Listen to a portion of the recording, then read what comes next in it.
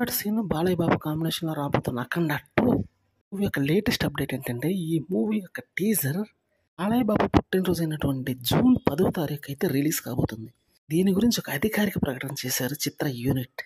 ఇది మాత్రం ఖచ్చితంగా ఫ్యాన్స్లో విపరీతమైన హైప్ పెంచిందనే చెప్పక తప్పదు.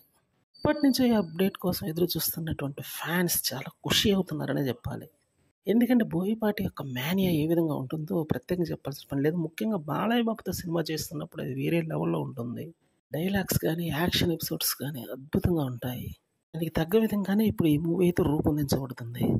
బాలీవుడ్లో మెయిన్ ఈ మూవీ అయితే రిలీజ్ కాబోతుంది కాబట్టి ఇక మేనియా అట్లా ఇట్లా ఉండదు.